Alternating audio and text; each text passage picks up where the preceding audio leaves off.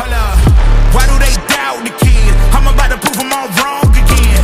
I got a low tolerance, cause they don't even know what the problem is. It's me. You waiting on the boy to fail, then hold your breath and face your death. Cause you play a roulette with each step I progress, no less. Go ahead and place your bet. Welcome back, y'all. This is the Miscellaneous Minds Podcast. I'm your host, Jesus Dinero, here with my co-host, Puma El Gato. What do we got going on tonight, my man? We are going to be discussing the card that is UFC 315 this coming weekend. Let's talk about it.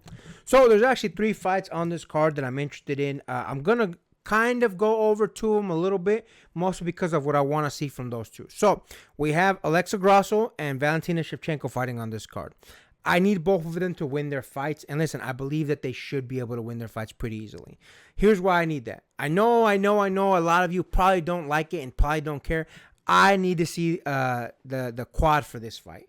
Because, listen, Alexa won the first one. Second one was a draw. Then finally, Valentina won back. We got to run it back. And I know some people are going to say, bro, nobody cares. Valentina was more, decisive of a winner. She should have won the second one, so on and so forth. Listen, I don't care about all that. We need to work with what we got in that. The facts are we have a win apiece and then a tie. So the quad match is what makes sense. And listen, I'll be honest with you. I actually like both Alexa Grasso and Valentina Shevchenko. In fact, when Alexa Grasso went up against Valentina the first time, I actually thought Valentina was going to win pretty easily. We all know, obviously, Valentina Shevchenko is pretty dominant of a champion. She usually goes in there and pretty much in Amanda Nunes style, goes in there and handles her opponents pretty decisively. So, when Alexa Grasso won, hey, man, I'm like, hey, well, that is what's up. And then when you see the second fight and they tie it up, I was like, hey, we need to see a third one. And then the third one, Shevchenko won. So given the circumstances, I really just want these two women to win because I think the quad match is absolutely needed for both of them. Now, again, I know for a lot of y'all probably don't care. Y'all probably don't want to see this. Y'all probably be like, oh, I'm already over it. That Valentina, she won, blah, blah, blah. Personally, I need to see the quad match. I think it's more than necessary. I think it's due. I think Alexa Grasso deserves the run back. She gave a run back to Shevchenko twice, Valentina twice. So why shouldn't she get at least one more chance at that title? What do you think about that, my man? I definitely do think of the two fighters, I do think going into this card, Valentina's going up against Manon Fiorot. Now, granted, Manon has actually been kind of on at least on a decent streak, at least as of recently. But I do think Valentina is obviously going to be basically a level above. I do think it's going to be more of a exhibition for Valentina. For Alexa Grasso, Natalia Silva is the competitor that Alexa Grasso is going to be fighting against. And I do think Natalia has been kind of sort of making a name for themselves, but they're still going to be basically a journeyman. So I do think for Alexa Grasso, this is going to be, again, a same kind of exhibition that Valentina is going to find herself in. I just think personally for Alexa Grasso, this is going to be her equivalent of a tomato can. And for Valentina Shevchenko, Manon Fiorot is going to give a little bit of a tougher exhibition, but I do think it's still going to show off Valentina going into this matchup. It's going to be one of those things where Alexa Grasso is going to be taking the lighter work into this, and I do think to some extent they are at least considering making it a fourth fight, because I do think maybe they might have lost a little bit of confidence with Alexa Grasso giving her a little bit more of an easier fight. And you can't tell me it's at the very least not a coincidence that both of these women are fighting on the same card. You can't tell me they're at least trying to set something up here, especially with both of them are, going to be fresh in ring gear. So you can already imagine the photo op for this is going to be basically, it's like the opportunity's right there. But yeah, I do think Valentina is going to have at least a little bit harder of a task on her hands. But again, it's still going to be light work for Valentina based on the competitor that she is. Yeah, man, I think, again, I want to see both of them win. I want to see that quad match.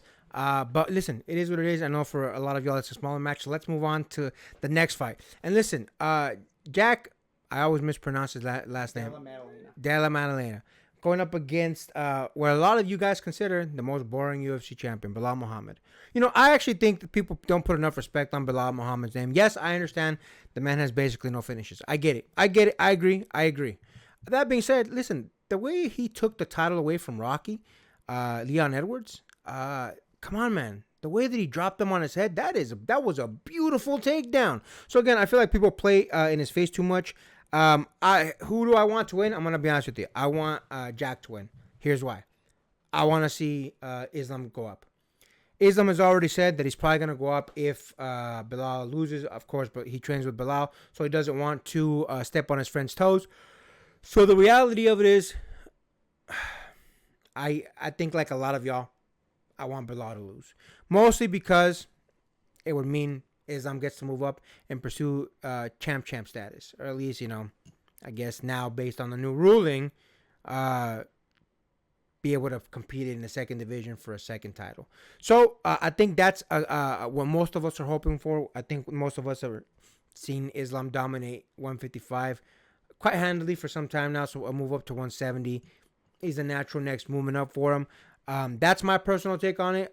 If I'm being honest, I think Jack can definitely get it done, even regardless of whether Islam was going to be in the picture at all or not. I do think Jack has all the tools to be able to beat Belal. I think that's where a lot of people are leaning right now, that Jack is going to take the fight to Belal and dominate him, or at least get the W. So I think that's a safe bet. But what do you think about that, my man? I definitely do think Jack definitely would have a lot in his hands, considering the level of competition that Belal Muhammad is taking down. He's taking down Wonder Boy. He's taking down Damian Maia, Vincent Luque, and of course the very obvious one, that the one that's on everybody's minds, is that he's taking down Leon Edwards. I think, and even looking at Madalena's records in the past, even those of them that were wins, some of them were kind of spotty at best, and even then people were kind of saying that the hype wasn't really there, because if we're going to be completely honest here, the reception I've gotten this was that a lot of people are going to call this main event pretty mid based on both of their records. Again, for Belal, I kind of feel like it's undeserved hate, but if finishes are your thing, I can understand why you would think that way. And for the same reason that I can see why somebody would see Jack Della Maddalena as mid just based on his finishes. Some of them were by unanimous decision. Some of them were TKOs, to be fair. But it looks like some of them were actually by split decision. But he still got the win regardless. So I can understand the fan reception to this and why it might be a little bit more of a harder to be hyped for build for this. But I do think at the very least, going into this matchup, I do think Jack has a lot to try and rise up against. Belal Muhammad, whether you think he's a boring fighter or not, the fact of the matter is he gets the job done, and he actually does it pretty well. It's just his style of fighting isn't exactly, or his style of wrestling, I should say, isn't exactly the most exciting, but at least, look, man, he's champion for a reason. He gets the job done. And I think Belal Muhammad is going to give a much more dominant performance. Jack Della Maddalena is going to have a lot on his hands to try and overcome this coming weekend.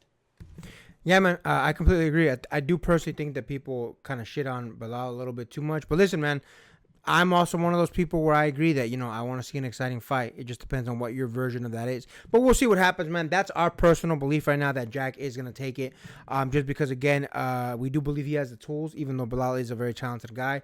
And again, we do believe that that's going to set up the fight for Islam Makhachev making his move on up to 170. But we'll see how it goes. It'll be an interesting weekend. Make sure you guys tune in. Again, I know a lot of people are saying it's not the best fight card, but it is what it is. We got what we got. So let's get to it, y'all. And with that, make sure to like, comment, hate, subscribe, DM us about the bullshit. And until next time, get rest and stay blessed. We'll see you in the next one.